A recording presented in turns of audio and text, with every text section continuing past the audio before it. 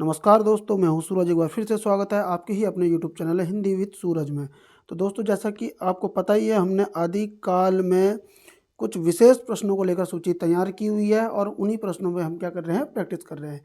अगर दोस्तों आपने टॉपिक पढ़ लिया है आदिकाल, उसके बाद आप प्रैक्टिस करते हैं तो यकीन मानिए इससे आपको एक आकलन पता चलेगा अपना, कि आपको आपके कॉन्सेप्ट पे कितनी पकड़ बनती जा रही है और आपको कितने प्रश्न आ रहे हैं दोस्तों। ठीक है, तो दोस्तों मैं ज़्यादा समय न लेते हुए चलते हैं वीडियो की तरफ। और आपको अगर प्रश्न अच्छे लगते हैं, आपको मेरा समझाया हुआ अच्छा लगता है, तो आप प्लीज़ वीडियो को लाइक करेंगे, चैनल को सब्सक्राइब करेंगे और एक प्यारा सा कमेंट कर देंगे। तो दोस्तों बनते हैं पहले प्रश्न की तरफ, बढ़ते हैं पहले प्रश्न की तरफ। पहला प्रश्न देखो क्या बोल रहा है। आदिकाल को अत्यधिक विरोधी और व्याघातों का युग घोषित किया था। तो आदिकाल को किसने अत्यधिक विरोधों और व्याघातों का युग कहा है? क्योंकि इसमें अत्यधिक विरोध और व्याघात क्यों है?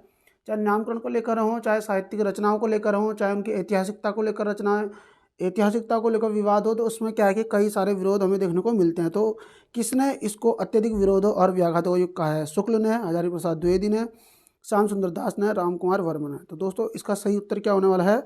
हजारी प्रसाद द्विवेदी। तो अब मुझे बताएंगे कि शुक्ल ने क्या बोला हुआ है दोस्तों, तो खुद बताइए क्या बोला है, सोचिए, मैं आपको बता देता हूँ।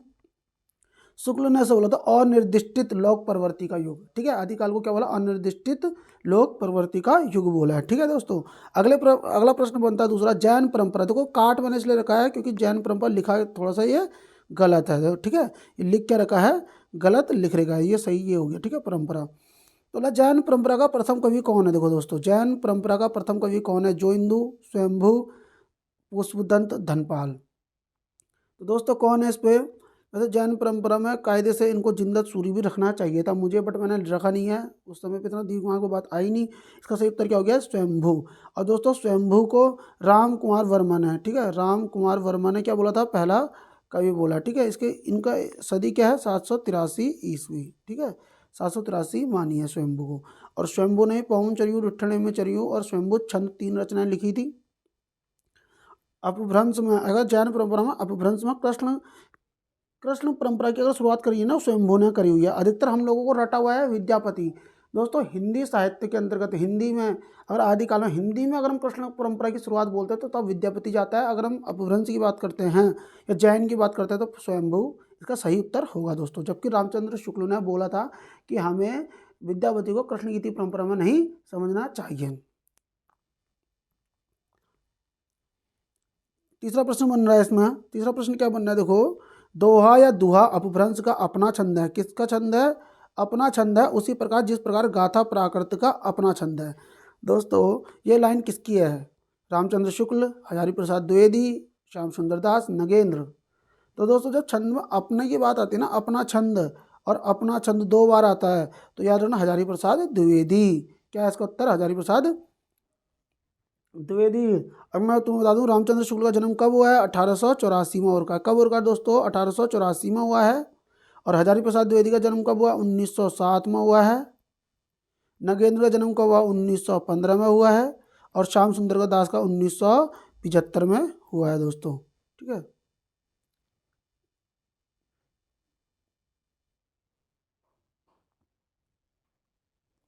1975 नहीं, 1875, सॉरी, 1875 में हुआ है श्याम सुंदर दास का जन्म।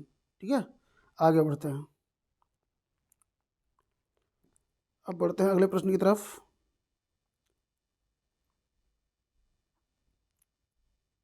अच्छा, प्रश्न संख्या चौथा, क्या मिस्र बंधुओं ने आदिकाल में पहले 19 कवियों को शामिल किया, फिर अगले संस्करण में सिद्ध और नाथ को शामिल कर संख्या कितनी कर दी थी? 70, 75, 80, 90। कितनी कर दी थी? 70 कर दी थी।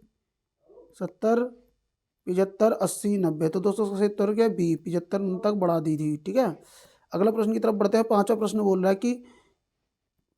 बोल रहा है कि गलत युगों का चयन करें। हिंदी के प्रथम कवि और प्रस्तोता, मतलब कि किस किस कवि ने किसको पहला कवि बोला है। देखो दोस्तों, एक ही प्रश्न है और एक प्रश्न में हमारा सारा डाउट हो जाएगा क्लियर। कहने का क्या मतलब है? एक ही प्रश्न में आदिकाल के जो प्रस्तोता हैं उनके अधिकतर के नाम आ जाएंगे।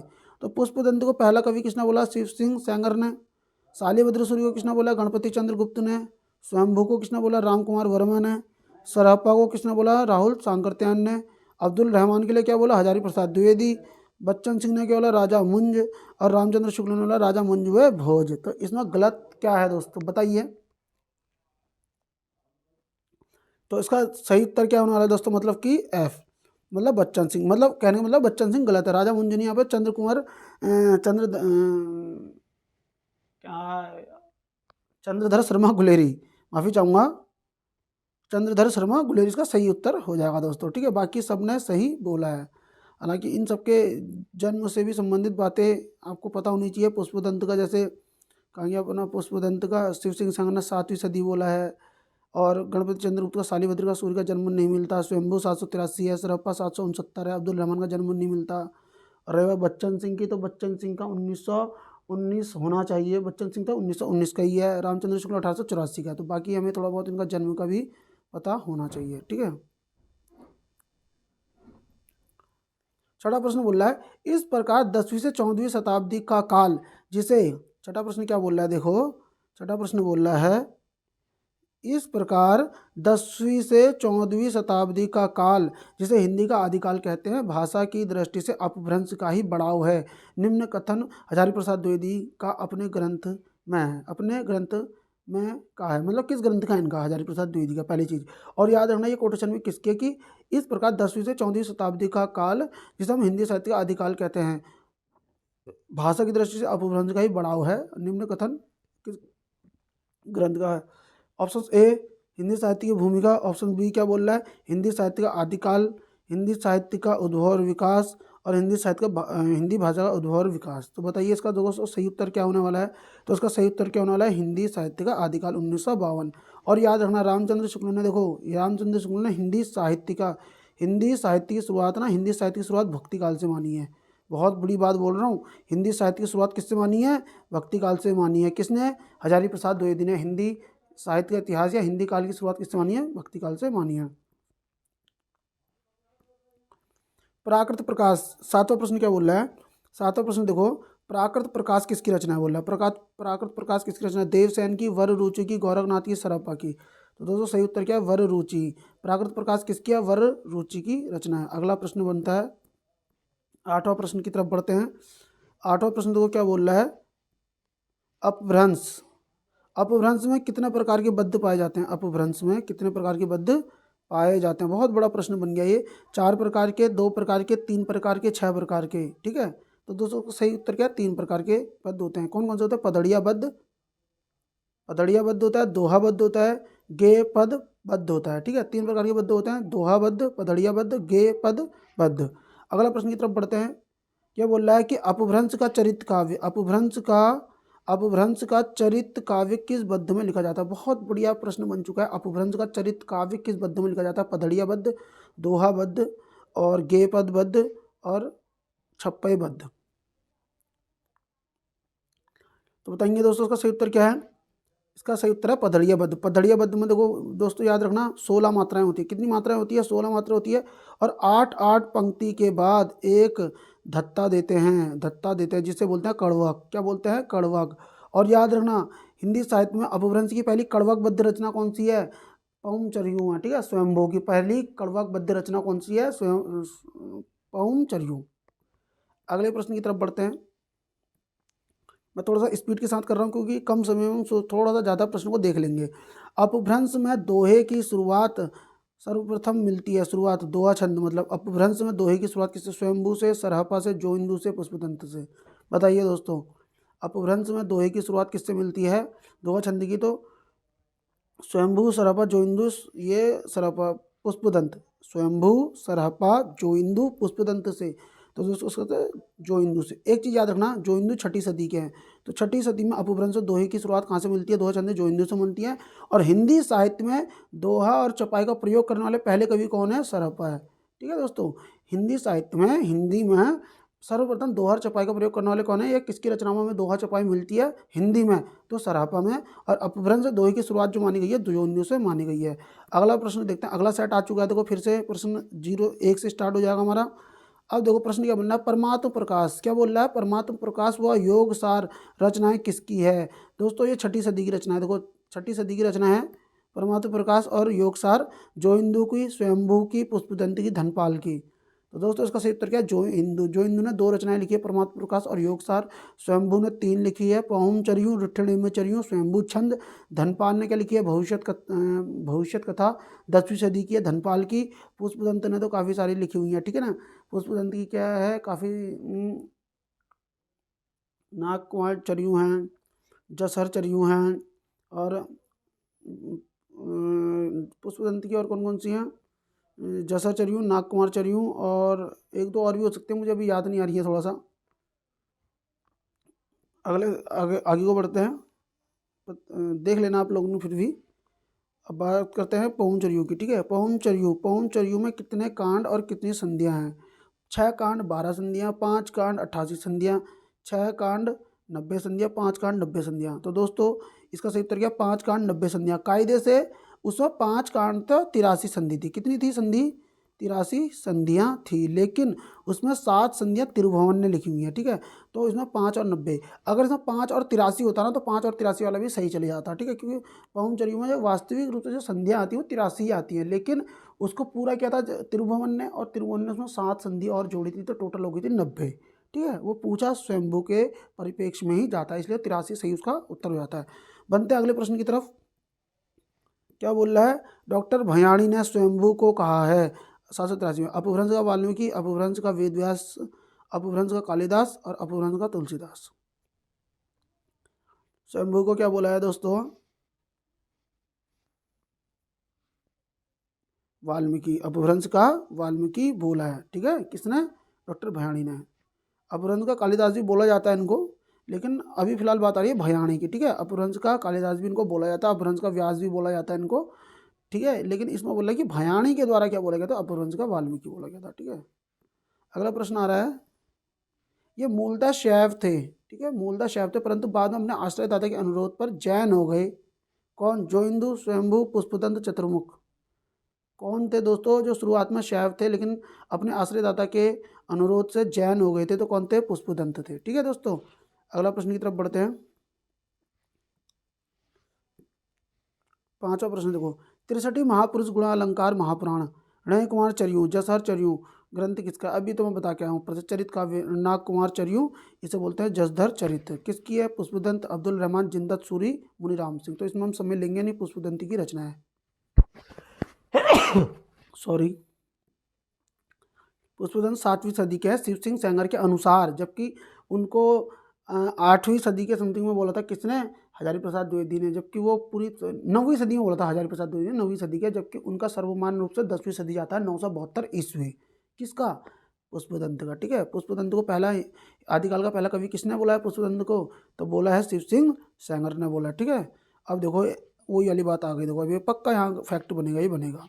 पुष्पदंत के संबंध में गलत कथन का चयन करें। स्वयं को अभिमान मेरु कवि कुल तिलक काव्य रत्नाकर उपाधि दी है। भयाणी ने अपभ्रंश का भवभूति कहा है। शिव सिंह सेंगर ने इन्हें भाका की जड़ कहा है। डॉक्टर तगारे ने इनकी भाषा को मराठी की जननी कहा है। हजारी प्रसाद द्विवेदी ने इनका जन्म 972 ईस्वी माना है। तो दोस्तों आपको पता लग ही गया है कि अब भी मैं आपको बता के गया हूँ कि हजारी प्रसाद द्विवेदी ने इनका जन्म कब माना था, बताइए। इसका आंसर क्या हो जाएगा? ई इसका राइट आंसर हो जाएगा, क्योंकि इसका सही उत्तर क्या होने वाला है? इसका सही उत्तर होने वाला है आपका 9वीं सदी। हजारी प्रसाद द्विवेदी ने इसका समय कितना बोला था? 9वीं सदी बोला था, जब क्या है 972। ये सर्वमान्य रूप से है, ये किसने नहीं बोला, लेकिन बाद में पता चला कि ये है। और हजारी प्रसाद द्विवेदी ने बोला था, जो पुष्प के नाम आया था, पुष्य पुष्य पुष्य कुछ नाम आया था, जब उन्होंने बोला था ये पुष्पदंत है, ठीक है ना, इस तरीके से बना था। हजारी प्रसाद द्विवेदी से कुछ फैक्ट भी है इनके बारे में। तो डी इसका क्या हो जाएगा? सही उत्तर हो जाएगा, धनपाल। अगला प्रश्न बनना है कि धनपाल के संबंध में, ठीक है, क्या बोल रहा है? धनपाल के संबंध में गलत कथन का चयन करें। धनपाल को मुंजना सरस्वती की उपाधि दी थी। ऑप्शन ए बी बोला धनपाल ने 10वीं सदी में भविष्यत कथा की रचना करी थी। सी बोला भविष्यत कहा में संपादन याकूबी ने किया था। डी इसमें बहुपत्नीवाद के दुष्परिणाम का उल्लेख है। ई साध्वी और कुटिल स्त्री का अंतर है। बताइए दोस्तों उसमें क्या है?